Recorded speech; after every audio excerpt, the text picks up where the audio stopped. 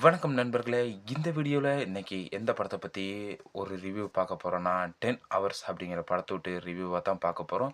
இந்த படம் நெறைய பேர் பார்க்காததுக்கான சான்ஸ் வந்து ரொம்பவே இருக்குன்னு சொல்லலாம். இந்த படத்த நீங்க பார்க்கலன்னா, கன்ஃபார்மா ஓடிடி வந்தாலும் சரி, தியேட்டர்ல ஷேர்ஸும் சரி, உங்க தியேட்டர்ஸ்லலாம் போய்க்கிருந்துச்சுன்னா, மறக்காம இந்த படத்த வந்து பாருங்க அப்படிங்கிறது தான் என்னோட பெர்சனல் ஒப்பீனியன்.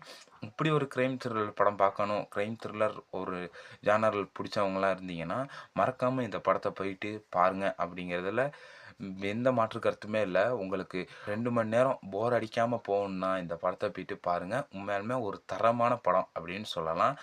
படத்த பார்க்காதவங்க இருந்தீங்கன்னா, படத்த பார்த்தவங்களும் இருந்தீங்கன்னா, இது ஃபுல் எக்ஸ்ப்ளனேஷன் வீடியோவா தான் இருக்க போது. இருந்தாலும் படம் பார்க்கணும் அப்படின்னு ஆர்வம் இருந்துச்சுன்னா, மறக்காம இந்த வீடியோவ ஸ்கிப் பண்ணிட்டு போயிருங்க. மறக்காம இந்த சேனல் புடிச்சிருந்துச்சுன்னா, மறக்காம லைக் பண்ணிட்டும், நம்ம சேனல சப்ஸ்கிரைப் பண்ணிட்டு போயிருங்க நண்பா.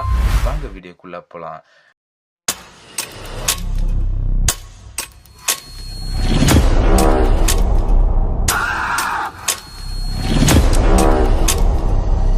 வீடியோல ஸ்டார்ட்டிங்ல பார்த்தீங்கன்னா, உண்மையாலுமே இந்த படத்த பத்தி நம்ம சொல்லணும்னா, ஆக்டர்ஸ், ஸ்க்ரீன் பிளே, அப்புறம் டயலாக்ஸ், அப்புறம் அந்த சீன் வந்து எலிவேஷன் பண்ற ஸ்க்ரீன் பிளே அப்படின்னு எல்லாத்தையுமே பார்ட்டா நம்ம வந்து பிரிச்சுக்கலாம். அப்படிங்கிறதுல எந்த மாற்று கருத்துமே இல்ல.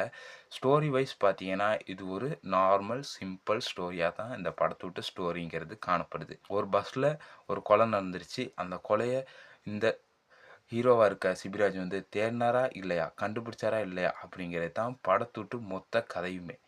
இந்த படத்துட்டு மொத்த கதையும் இப்படியா இருந்தாலும், டைரக்டர் விஷன்னு ஒன்று இருக்கு. அவர்ட்ட ஸ்க்ரீன் பிளே, ரைட்டிங் அப்படிங்கிறதும் ஒண்ணு இருக்கு.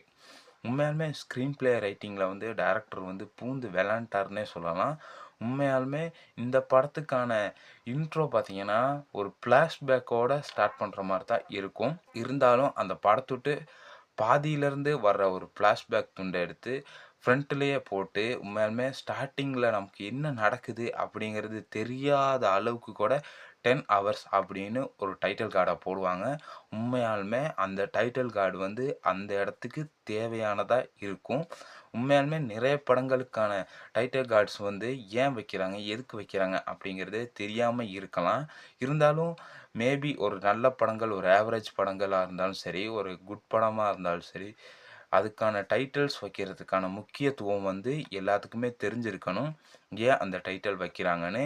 ஆனா 10 ஹவர்ஸ் அப்படிங்கிற டைட்டில் வந்து இந்த படத்துக்கு வந்து பொருத்தமாவே இருந்துச்சுன்னு சொல்லலாம். நெக்ஸ்ட் பார்த்தீங்கன்னா, கேரக்டர் ஆக்டிங்ஸ்.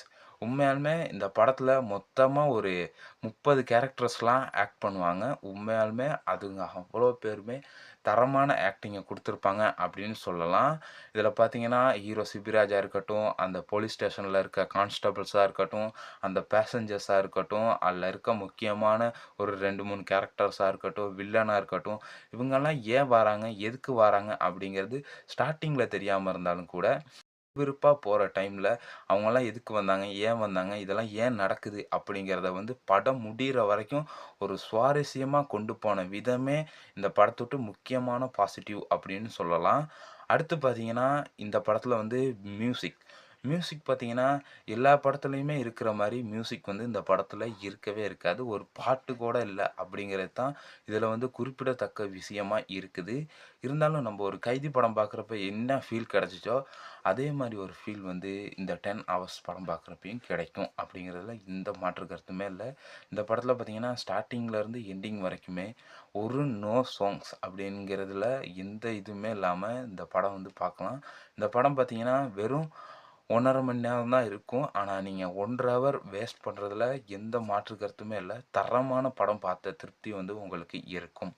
வீடியோவ கடைசி வரைக்கும் பார்த்துருந்தீங்கன்னா, மறக்காம லைக் பண்ணிட்டு, நம்ம சேனலையும் சப்ஸ்கிரைப் பண்ணிட்டு, வீடியோ எப்படி இருந்துச்சுன்னு கமெண்ட்ல சொல்லுங்க.